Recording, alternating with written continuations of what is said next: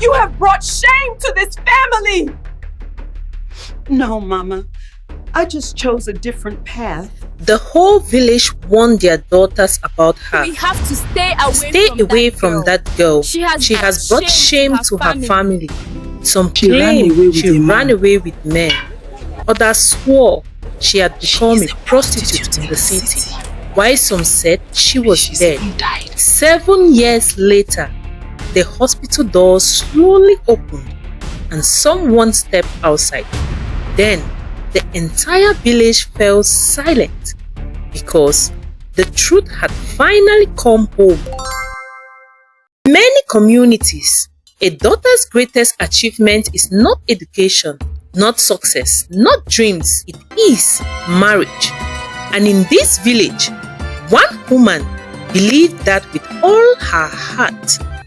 Margaret Morgan had 3 daughters, Olivia, Grace, and Shelley. Margaret was famous for her beauty, and her daughters inherited that beauty. But she didn't stop at beauty. From childhood, Margaret trained them carefully how to greet elders, how to sit in public, how to walk gracefully, how to cook, how to speak politely. Everything was preparation for one goal, marriage. And it worked. When the first daughter Olivia turned 21, a rich man came to marry her. The wedding shook the entire village. For weeks, people talked about it. And Margaret walked proudly everywhere saying, "My daughter Olivia is married." To her, that was success.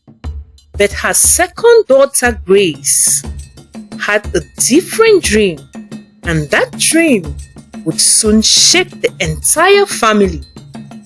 While other girls talk about weddings, Grace talked about books. She wanted to become a doctor. At 22, her father encouraged her. Write the medical entrance exam. Grace did, and she passed. But passing the exam was only the beginning. The school was expensive. Very expensive. Then, a miracle happened. Their church announced a scholarship program. Grace's results qualified her. Everything seemed perfect. Her dream was finally within reach. But just when the future opened for her, something unexpected happened. Someone came to the village, and that visit would change everything. A wealthy businessman named Victor arrived in the village. Handsome, influential, rich, and he chose Grace. Margaret was overjoyed. She begged her daughter Grace, "Forget school, marry this man." But Grace refused. She said calmly, "I want to become a doctor, Mama." Margaret cried, begged, threatened. One afternoon, she even ran outside the compound shouting for neighbors to hear her.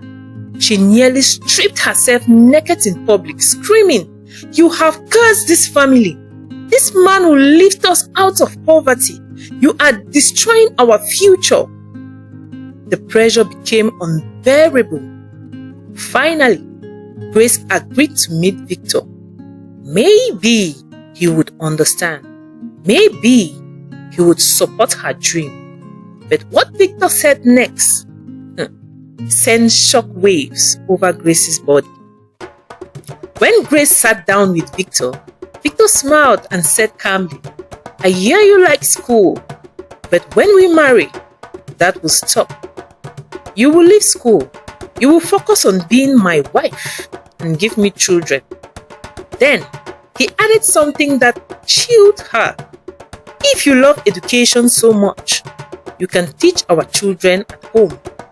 At that moment, Grace knew her dreams would die in that marriage.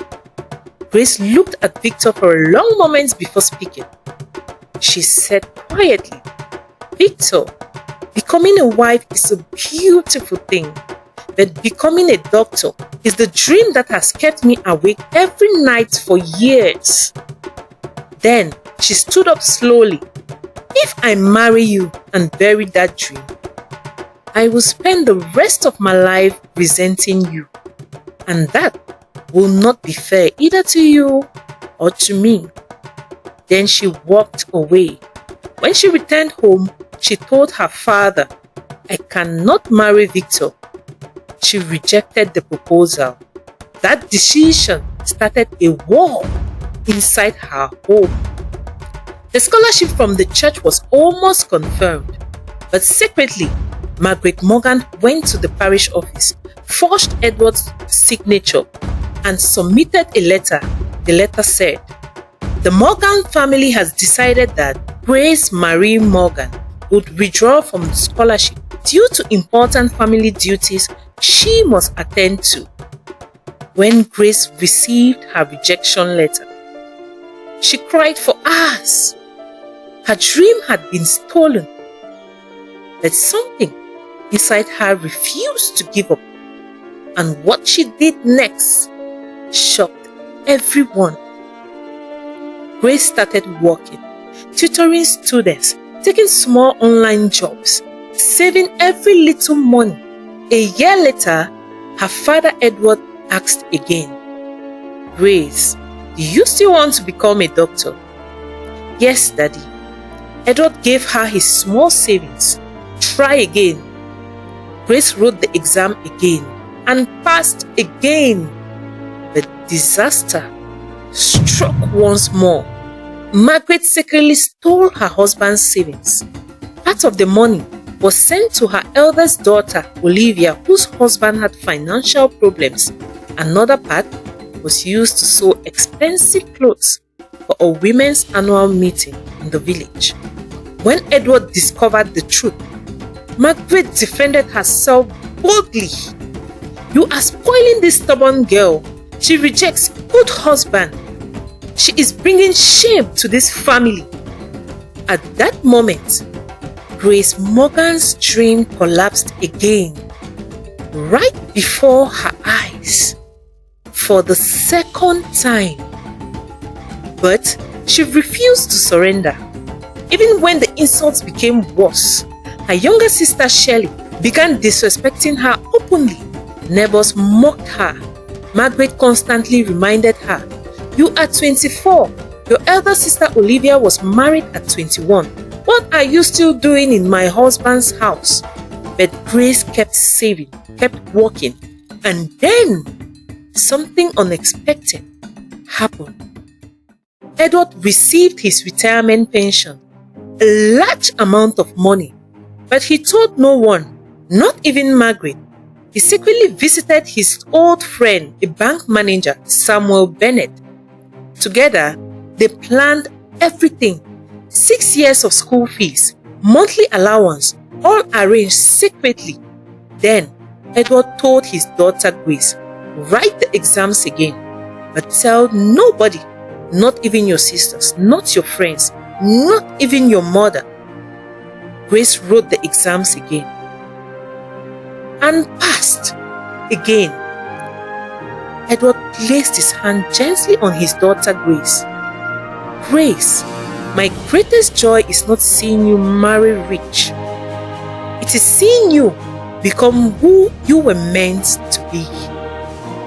Then he said quietly, go and become the doctor this village said you could never be. And one quiet morning, Grace Morgan disappeared from the village. The girl the village mocked was gone.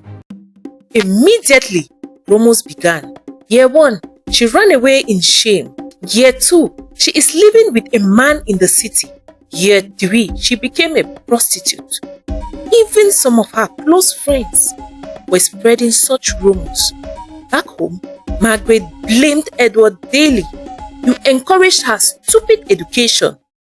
Meanwhile, in the city, Grace was studying day and night, working extra jobs during school breaks, tutoring students when she had free time, saving every coin because she knew the sacrifice her father Edward made. One night, during her studies, Grace collapsed from exhaustion in the library. A security guard found her asleep on her books at 3 a.m. She had studied until her body simply shut down. That was the level of sacrifice behind her dream. And the years passed. 3rd year, 4th year, 5th year, until something happened that forced her to return home. Edward Morgan fell seriously ill. Grace rushed home against her father's advice. The moment he saw her, he regained his strength. But the village started whispering again. The wayward girl is back. Even her closest friend, Emily, rejected her. I was warned not to associate with you. During her younger sister Shelley's wedding, which was the following week, people mocked her. Look at her, already 29. Her younger sister is already married, but Grace is still here. No responsible man will look her way. Only God knows the wayward life she is living in the city. After the wedding, Grace quietly returned to school. 2 more years, the most difficult, but her savings and a good friend stepped in to assist. Hard work, sacrifice, and finally, Dr. Grace Marie Morgan. Grace chose to work in a big hospital near her village. When the news spread that a female doctor from their community had been posted there, people didn't believe it. So the village sent representatives to welcome the doctor. They waited. The hospital door slowly opened, and the doctor walked out. The crowd froze because it was Grace, the girl they called a disgrace, now Dr. Grace Marie Morgan. As the crowd stood there in shock, an elderly woman slowly stepped forward. Grace recognized her immediately. It was the same woman who years ago had shouted in the market, "A girl who refuses a good husband will bring shame to her family." Now the woman looked weak and sick. She avoided Grace's eyes. The hospital nurse spoke quietly. "Dr. Grace, she came for treatment this morning." For a moment, the crowd went silent. Everyone waited. Would Grace remember the humiliation? Would she refuse? Grace simply walked forward. She gently held the woman's arm and said calmly, "Please come with me. Let's take care of you." The old woman looked at her in disbelief. Tears filled her eyes, and in that moment, the entire village understood something powerful. The girl they once mocked was now the one saving their lives. When the news reached Margaret Morgan, she rushed to the hospital, her voice shaking. "Is it true?" Grace smiled gently. "Yes, Mama." That evening, Grace came home. Before she could speak, Margaret fell to her knees crying, apologizing for everything. Her sister Olivia and Shelley came too. But Grace had another surprise. A man would come soon to ask for her hand in marriage. A young, wealthy CEO named Daniel. They had known each other for 3 years. The rejected daughter had become the pride of the family. Later that night, Edward called Grace aside. "There is something you must know about your mother, Margaret. When Margaret was young, she was betrothed to a wealthy man, but a friend lied to her. She said the man was ugly, a ritualist, and dangerous. Margaret believed the lies and rejected him. That same friend later married the man.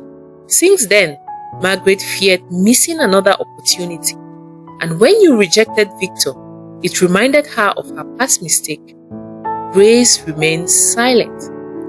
Margaret Morgan joined them, held Grace's hands tightly and cried, "Grace, every time you refused that marriage, it felt like washing my own mistake all over again.